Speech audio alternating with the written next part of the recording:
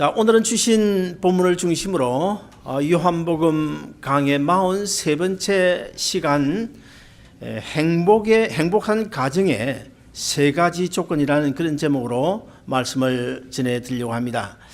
우리가 5월달을 가리켜서 가정의 달이라고 말하잖아요. 왜 5월을 가정의 달이라고 말하는 것입니까? 그것은 어린이 주일이 들어있고 그리고 또 어버이 주일도 들어있기 때문일 것입니다. 그래서 우리 교회는 지금 한 7년 전부터 5월달 되면 어버이를 위한 디너 파티를 준비합니다. 그래서 사진도 찍어주고 또 손톱 소재도 해주고 또 맛있는 음식도 직접 우리 아이들이 일일이 서빙을 하면서 어른들 섬기는 이런 날을 해마다 계속해 오고 있습니다.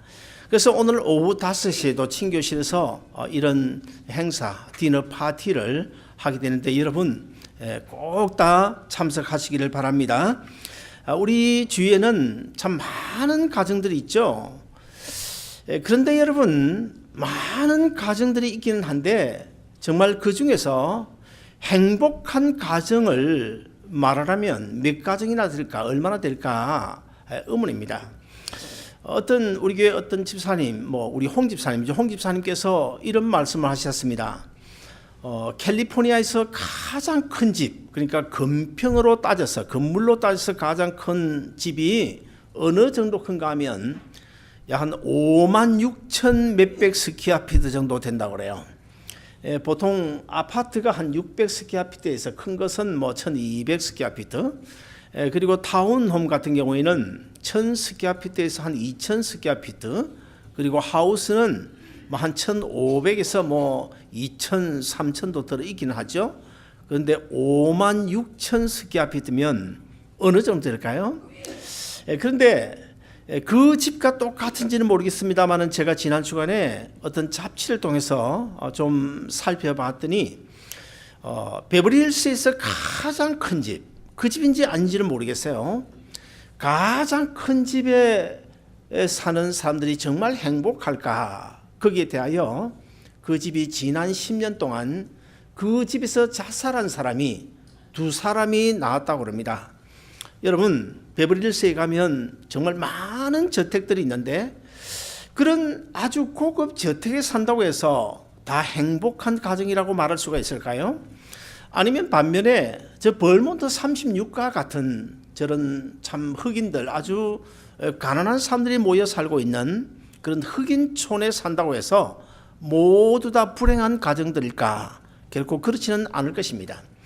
어떤 책에 보니까 행복한 가정의 조건에 대하여 이렇게 소개를 하고 있는데 여러분 자세히 한번 들어보시기를 바랍니다. 행복한 가정을 이루는 것은 이태리제 고급 소파가 아니라 그 소파에 앉은 어머니의 미소입니다. 행복한 가정을 이루는 것은 푸른 잔디와 화초가 아니라 그 잔디 위에서 터져나오는 어린 아이들의 웃음소리입니다. 행복한 가정을 이루는 것은 대저택이 아니라 가족을 사랑하는 마음으로 대문을 들어서는 아빠의 설레이는 모습입니다. 행복한 가정을 이루는 것은 예쁜 꽃이 장식된 식탁이 아니라 사랑으로 어우러진 식구들의 화기애애한 분위기입니다. 행복한 가정은 가족 간 서로에 대한 용서와 이해가 있는 곳이고 행복한 가정은 어버이가 존경을 받는 곳입니다. 참 행복한 조건을 갖춘 그런 가정이라고 볼 수 있겠죠. 그런데 여러분 지금 제가 읽어드린 이 행복의 조건들을 제가 많이 말씀을 드렸는데 이 가운데서 혹시 뭔가 빠졌다 그런 생각은 드시지 않습니까? 제가 이 글을 읽으면서 참 좋은 말인데 정말 행복한 가정이 될 수 있겠구나 그런 내용으로 되어 있다는 것을 느끼고 있는데 제가 곰곰이 생각해 보니까 행복한 가정을 이룰 수 있는 가장 중요한 이야기는 빠졌다는 거예요. 이 이야기 중에서. 물론 이 이야기는 예수 믿지 않는 사람이 아마 기록했기 때문이겠죠. 자, 여러분 뭐가 빠졌습니까? 우리가 잘 부르는 찬송 438장 초막이나 궁궐이나 내 주 예수 모신 곳이 천국이라. 주님 모신 가정이라는 사실이 거기에 빠진 거예요. 여러분, 오늘 본문 이야기는 우리가 잘 아는 이야기입니다. 제가 요한복음 강해를 하면서 한 몇 달 전에 오늘 이 본문 12장 1절부터 8절 중심으로 마리아의 잔치라는 그런 제목으로 이미 말씀을 드린 적이 있습니다. 그러나 오늘은 가정의 달을 맞이하여 좀 더 다른 각도에서 행복한 가정이 갖춰야 될 세 가지 요소에 대해서 말씀드리고자 합니다. 자, 오늘 본문에 등장하는 이 가정, 어떤 가정입니까? 우리가 잘 아는 대로 마리아, 마르다 자매, 그리고 그의 오빠인 나사로가 사는 세 남매가 함께 모여 사는 가정입니다. 자, 여러분, 마리아, 마르다, 나사로 하면 모르는 사람이 아마 거의 없을 것입니다. 그런데 문제는, 그러면 이 가정이 정말 행복한 가정일까, 행복하지 않은 가정일까? 거기에 대해서 우리가 성경을 통해 좀 살펴보면, 인간적으로 보면 이 가정은 결코 행복한 가정이라고 말할 수는 없을 것입니다. 왜냐하면 이 가정에 대하여 성경에 기록된 내용들을 보면 아주 자세하게 나와져 있지 않습니다. 이 가정의 살림살이가 넉넉했다, 그런 것으로 볼 수도 없고요. 그리고 이 가정에는 아마 부모들이 일찍 돌아가신 것 같고 부모들이 없는 것 같습니다. 그래서 마리아와 마르다 그리고 그의 오라비인 나사로 이 세 남매가 오손도손 살아가는 아주 평범하기보다는 오히려 평범한 차원에서 조금 낮은 클래스 정도 되지 않을까, 이런 생각을 해볼 때, 그리고 또 이 가정의 면면을 우리가 따져보면 아마도 마리아와 마르다는 최소한도 25은 넘어 한 30 가까이 그 사이에 있지 않을까, 그런 생각이 들고요. 그리고 나사로 또한 아마 예수님과 거의 비슷한 나이였을 것이다, 그렇게 짐작해 볼 때, 그러면 이 마리아와 마르다가 결혼을 했는지 안 했는지 알 수가 없어요. 우리가 짐작컨대는 아마 결혼을 안 한 것 같고, 나사로도 분명 결혼했다가 이혼을 했는지 모르겠지만은 아마 혼자 사는 것 같습니다.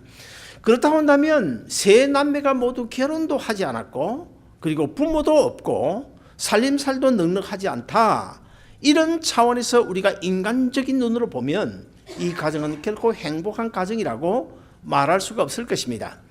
그럼에도 불구하고 우리가 이 가정을 가리켜서 불행한 가정이라고 말할 사람 아마 이 자리에도 아무도 없을 것입니다. 왜냐하면 우리는 성경을 통해서 이 가정의 세 남매 마리아와 마르다, 이 나사로가 예수님과 구원주로 인간의 몸을 입고 이 세상에 오신 예수님과 바른 관계를 맺은 그 가정임에 틀림없기 때문이고, 그리고 또 이 가정은 그 가정의 면면을 살펴보면 인간적인 눈으로 보면 전혀 행복한 가정의 조건을 갖췄다 그렇게 보기 어렵지만, 그러나 영적인 눈으로, 예수 그리스도의 눈으로 십자가에 못 박힌 그 못자국 난 그 목구멍을 통해서 이 가정을 바라보면 이 가정은 분명 행복한 가정임에 틀림없다, 그렇게 말할 수가 있는데요.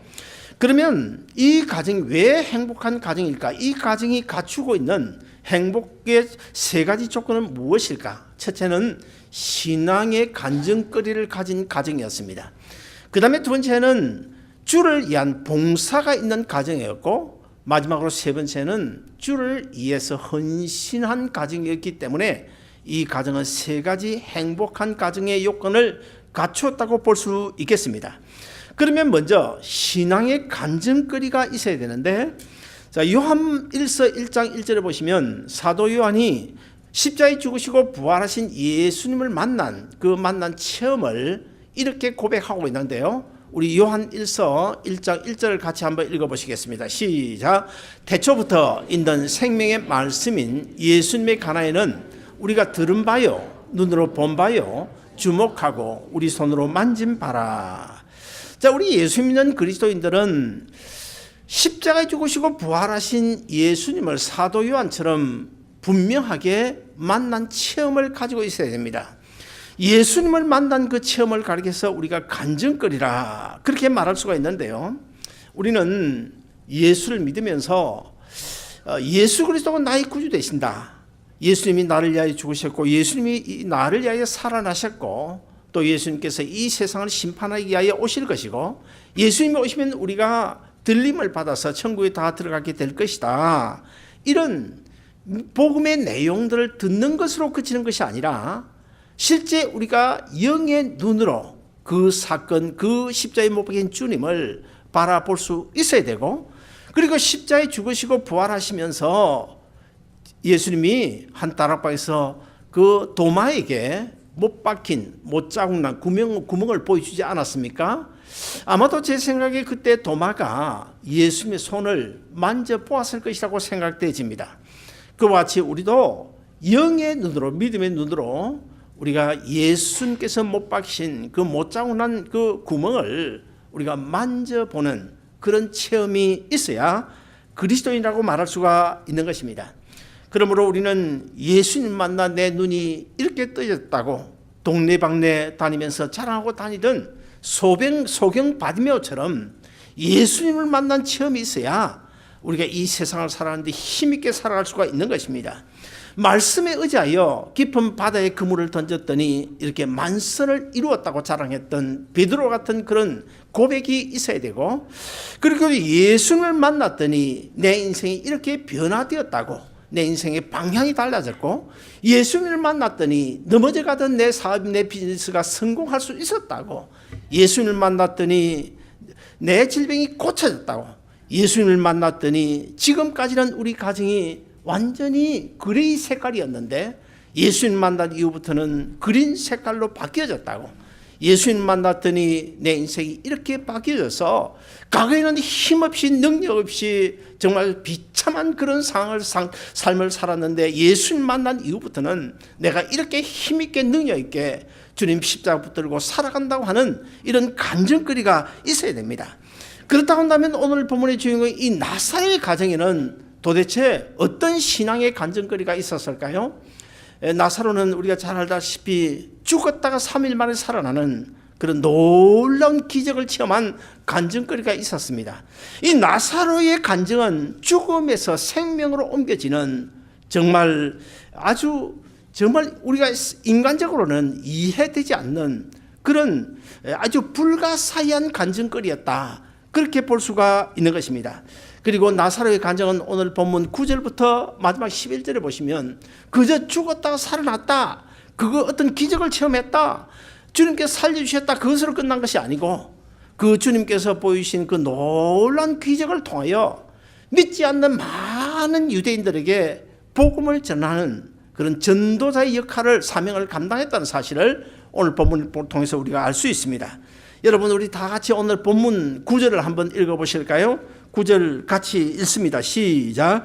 유대인의 큰 무리가 예수께서 여기 계신 줄 알고 오니 이는 예수만 이함이 아니요 죽은 자 가운데서 살리신 나사로도 보려 함이라. 자, 10절 11절 제가 읽어보겠습니다. 대제사장들이 나사로까지 죽이려고 모의하니 나사로 때문에 많은 유대인이 가서 예수를 믿었더라. 기적만 체험하는 것으로 끝나는 것이 아니라 복음을 증가하는 그런 복음 전도자에까지 나아간 이 놀라운 사실 속에서 우리는 예수님 만난 체험이 있어야 우리가 무엇이든지 주의 일을 아름답게 감당할 수 있는 줄로 믿으시기를 바랍니다. 우리가 제약 세상을 살아가는 동안에는 어쩔 수 없이 교회 밖에 있는 세상 사람들과 똑같이 바람도 비바람도 맞을 수가 있고 또 풍랑을 경험할 수밖에 없습니다.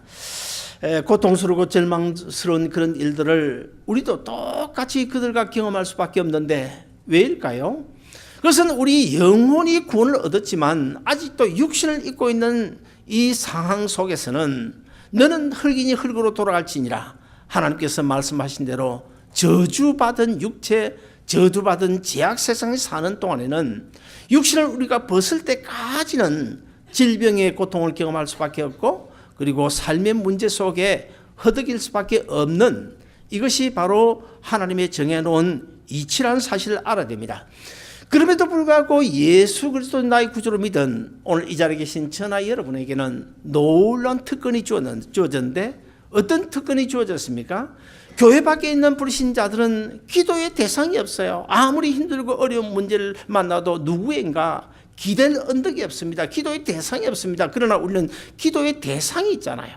힘들고 어려울 때마다 하나님 앞에 기도할 수 있는 기도의 대상이 있고, 세상 사람들은 아무리 어렵고 힘든 문제를 만나도 뭐 손 내밀 데가 없잖아요. 부모, 형제 아니면 친구밖에 손 내밀 데가 없지만 우리는 하나님의 능력을 끌어다 쓸 수 있는 그 놀라운 특권을 우리가 가지고 있습니다. 사랑하는 여러분, 세상 사람들은 지금 무엇을 손에 쥐고 살아갑니까? 지옥행 티켓을 손에 쥐고 살아가지만은 우리가 좀 힘들고 어렵고 고달파도 우리 손에는 무엇든 티켓이 손에 지어져 있습니까? 천국행 티켓이 손에 지어져 있기 때문에 사랑하는 여러분, 우리가 아무리 힘들고 어려워도 이 한 가지만 생각하면 우리가 얼마인지 넉넉히 이길 수 있는 줄로 믿으시기를 바랍니다. 그리고 우리는 내가 지고 있는 짐이 너무 힘들고 무거울 때는 이 짐을 맡길 수 있는 주님이 내 곁에 계시지 않습니까? 그리고 또 아침마다 누군가 나를 위하여 기도해 주는 사람이 있다. 세상 사람들은 그게 없잖아요. 그러나 여러분은요, 힘들고 어려울 때 오늘 이 아침에도 오늘 저녁에도 나를 위해서 기도해 주는 목사가 있고, 나를 위해서 기도해 주는 장로님들이 계시고, 권사님들이 계시고, 믿음의 형제 자매들이 있다. 얼마나 큰 특권입니까? 그렇다고 한다면 우리가 이 나사로처럼 신앙의 간증거리를 만들며 살아가야 되는데 어떻게 해야 신앙의 간증거리를 만들 수 있을까? 제가 금요 예배 때 이런 말씀을 드린 적이 있습니다. 하나님께서 모세에게 말씀하실 때 이런 말씀하셨어요.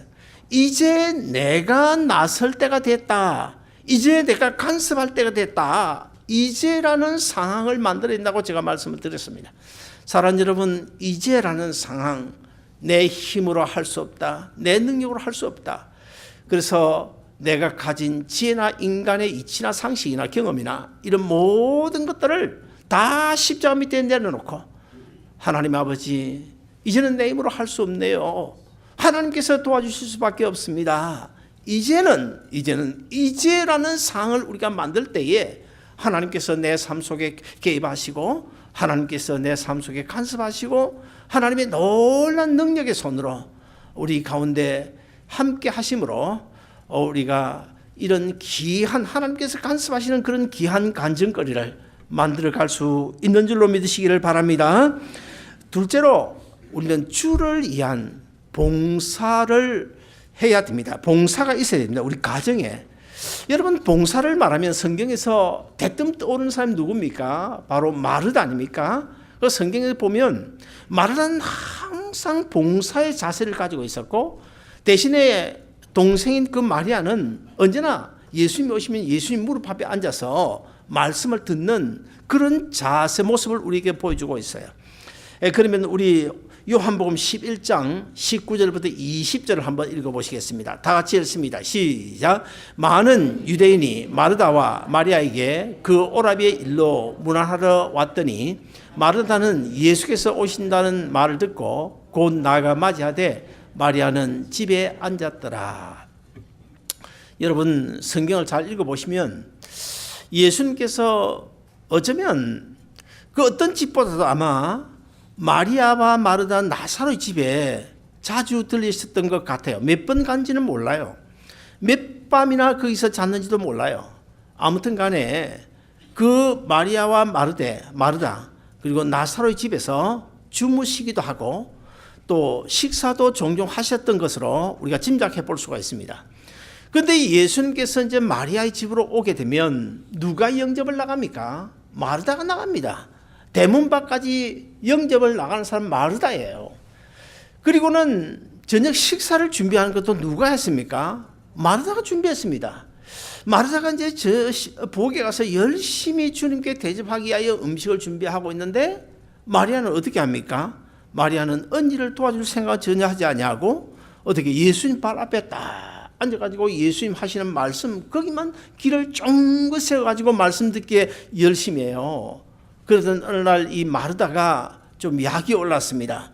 아니 도대체 이 마리아 동생이 좀 와서 도와주면 좋겠는데 저렇게 예수님 발 앞에만 앉아 있으니 좀 심술이 나고 용심이 났어요. 얌체같이 예수님 앞에 앉아 있는 그 마리아에 대하여 마르다가 예수님께 고자질을 합니다. 고자질을 해요. 고자질을 할 때 그 마리아의 고자질에 대하여 예수님께서 어떤 반응을 보이셨습니까? 그러면 마리아야 좀 가서 언니를 좀 도와주면 좋겠다. 그랬습니까? 그러지 않았습니다. 어떤 반응을 보이셨나요? 예수님께서 마르다에게 이렇게 말씀하십니다. 마르다야, 너는 너무 많은 일을 하기 때문에 내 마음이 너무 분주하구나. 그래서 말씀을 들을 기회도 놓치고 또 봉사를 하긴 하는데 그 봉사도 즐겁게 하지를 못하는구나. 그러나 대신에 내 동생 마리아는 말씀 듣는 일에 열심을 하니 차라리 그것이 낫지 않느냐. 이런 말씀을 하시는 거예요. 여러분, 우리가 주의 일을 할 때 오늘 본문을 통하여 한 가지 꼭 기억해야 될 것은 나는 이렇게 일을 많이 하는데 당신은 왜 나처럼 하지 않느냐고. 그래서는 안 된다는 거예요. 허물을 잡거나 시비 걸지 말아야 됩니다. 하나님이 나에게 주신 믿음의 분복대로, 믿음의 분량대로 내가 할 수 있는 최선을 다하면 되는 거예요. 다른 사람 이야기할 필요가 없는 거예요. 언젠가 제가 이야기했습니까? 옛날에 좀 오래된 이야기입니다만은 우리 교회가 여기 이사 오기 전에 저쪽에 처음 개척했던 교회 건물에 있을 때에 어떤 열심 있는 집사님 한 분이 오셨는데 얼마나 열심인지 정말 특심이었어요. 근데 그 집사님이 우리 교회 출석하고 난 뒤에 저보고 이런 이야기를 하더라고요. 새벽기도 마치고 아침에 오피스에서 저를 만나가지고, 목사님, 제가요 아나하임에 있는 어느 교회를 나갔는데 열심히 그 교회를 봉사하고 섬기고 그랬는데 어느 날 목사님이 저를 부르더니, 집사님, 그 교회 열쇠 반납하고 다음 주부터 교회 나오지 마세요, 그러더랍니다. 내가 그 이야기를 듣고는 세상에, 아니 그 사람이 목사인가? 목사가 도대체 어떻게 그렇게 말할 수 있냐? 그렇게 잠시 생각을 했는데, 그리고 나서 이제 그 집사님이 오셔서 늘 이렇게 열심히 봉사를 하고 매일, 그때는 매일 새벽기도가 있었습니다. 매일 새벽기도 마치고 나면 나도 또 뭐 할 일이 있잖아요. 할 일이 있고, 그런데 매일 아침마다 저를 붙잡고 꼭 30분 내지 1시간씩 말을 해야 됩니다. 은혜 교회는 어떻고 저 베델 교회는 어떤데 왜 이 교회는 이러느냐고. 그런데 그렇게 한 1년 얼마 지나고 나니까, 아니 그 목사님이 이해가 되더라고요. 그 목사님이 오죽했으면 그 목사님이 그랬겠나, 그런 이해가 되는데, 그러고 나서 이쪽으로 이사를 왔어요. 이사를 왔는데 이분이 어떤 성교회가 부엌 봉사를 하잖아요. 상관없어요. 자기가 얼마나 열심인지 마포 들고 친교실 바닥을 닦습니다. 닦는데요, 그날 마침 새로운 교인이 있었어요. 그래서 새로운 교인이 예배를 드리고 친교실에 와서 밥을 같이 먹는다. 그러면 이 교회 앞으로 출석해보고 싶은 그런 마음이 있기 때문에 친교실까지 오지 않습니까? 그래서 참 우리가 다 좋아서 그분에게 관심을 쓰고 있는데, 이 집사님이 밥을 일찌감치 먹고는 마포를 들고 그 테이블 밑에 가가지고는 그 사람 발이 느는 데를 막 마포를 밀면서 밥을 먹었으면 일을 해야지, 봉사를 해야 되지. 그러니 뭐 어떻게 그 사람이 우리 교회 나오겠어요? 그 다음날부터 교회 안 나오잖아요. 제가 왜 이런 이야기를 하는 것입니까? 우리가 주를 위하여 봉사를 하되 우리의 봉사가 하나님 앞에, 주님 앞에 연락되게 해야 됩니다. 연락되게 해야 됩니다. 여러분, 이런 이야기가 있어요. 옛날에 영국의 메리라는 여왕이 있었는데, 이 메리라는 여왕이 간혹 한 번씩 이제 모자를 푹 둘러쓰고 아주 옷도 그냥 지저분하게 평상복을 입고 민정시찰을 자주 나갔다고 합니다. 한 번은 민정시찰을 나갔는데 갑자기 그냥 폭우가 쏟아지는 거예요. 소나기가 쏟아지는 거예요. 그러니까 뭐 갑자기 준비한 우산이 없어가지고 옆에 있는 그 가게에 들어가서 우산 좀 하나 빌려주세요. 그랬더니 그 가게 주인이, 아니 아침부터 뭐 우산 얻으러 오는 사람이 있느냐고. 그래서 그 가게 주인이 옆에 한쪽에 처박혀 있던 아주 다 그 부서진 그 우산 하나를 문 밖으로 던져주면 이거 가져가시오 던져줬다는 것입니다. 근데 그 다음날 아침에 그 가게에 아주 화려한 마차가 도착을 해가지고 그 마차에서 아주 화려한 의상을 입은 그 고관이 내리더니 그 어제 빌려준 그 우산을 가져와서 주인장을 보고, 주인장 어제 우산을 빌려주셔서 우리 여왕님께서 아주 잘 사용하셨다고, 아주 고맙다고 전해달랍니다, 이렇게 인사를 했어요. 그때 그 가게 주인이 어떻게 했겠습니까? 사실 숨을 곳이 없는 아주 쥐구멍을 찾는 그런 난감한 처지에 있었다는 그런 이야기가 전해져 내려오고 있습니다. 사랑하는 여러분, 우리도 혹시 그 가게 주인처럼 불평을 하면서 어쩔 수 없이 봉사하고 있는 것은 아닌지 우리가 한번 살펴봐야 되고요. 그리고 또 내가 하는 그 봉사의 현장에 무엇을 하든지 그 봉사 현장에 주님께서 혹시 그 자리에 서 계신 것은 아닌지도 우리가 살펴볼 수 있어야 되는 것입니다. 내가 주님을 위하여 봉사할 수 있는 것은 사실 이 땅에서 하나님 주신 특권이라는 사실을 꼭 기억하고, 오늘 본문의 마르다처럼 주님을 위하여 정말 아름다운 봉사를 통하여 여러분의 모든 가정에 하나님께 주신 주님의 십자가의 주님을 만난 그런 간증거리뿐만 아니고 주를 위한 봉사가 있어서 행복한 가정 이루어 가시기를 주의 이름으로 축원드립니다. 마지막 세 번째로 주를 위한 헌신이 마리아의 가정에 있었다는 사실입니다. 우리 오늘 본문 3절을 같이 한번 읽어보실까요? 본문 3절 같이 읽습니다. 시작. 마리아는 지극히 비싼 향유 곧 순전한 나드 한 근을 가져다가 예수의 발에 붓고 자기 머리털로 그의 발을 닦으니 향유 냄새가 집에 가득하더라. 마리아가 예수님 발에 향유를, 자기가 시집갈 미천인데 그 가격이 무려 얼마나 됩니까? 300데나리온이나 되는 그 비싼 향유 옥합을 가져다가 사정없이 깨뜨려 가지고 예수님 발에 붓고 자기의 머리털로 예수님 발을 씻어주는 그런 아주 정말 이상한 장면이 벌어졌습니다. 근데 그 자리에 누가 있었습니까? 예수님의 제자들도 있었습니다. 그것을 누가 봤습니까? 가룟 유다가 봤습니다. 가룟 유다가 그 광경을 보고서는 아주 분을 내 가지고 와서 이의를 제기합니다. 어떤 이의를 제기합니까?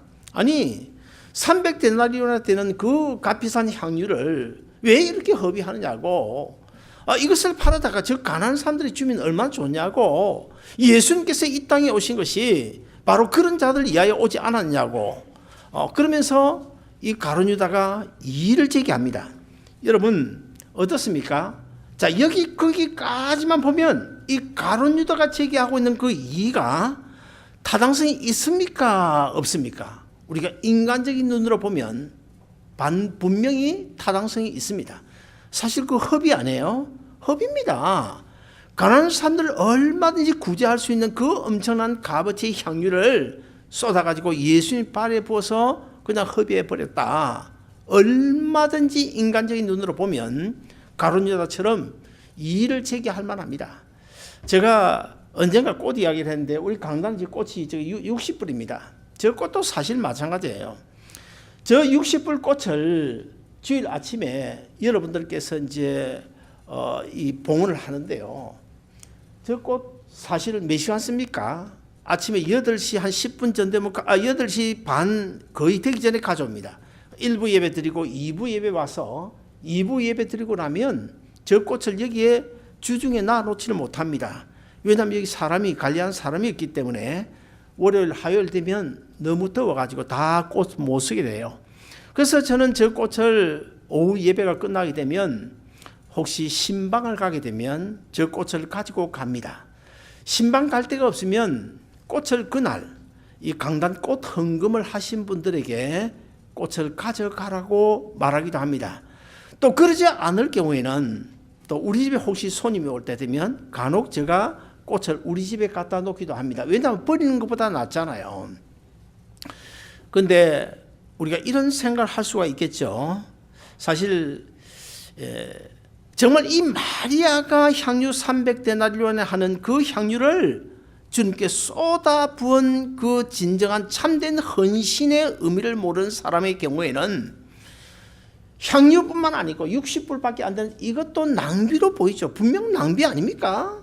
낭비입니다 이거. 그러나 마리아는 무엇을 보았습니까?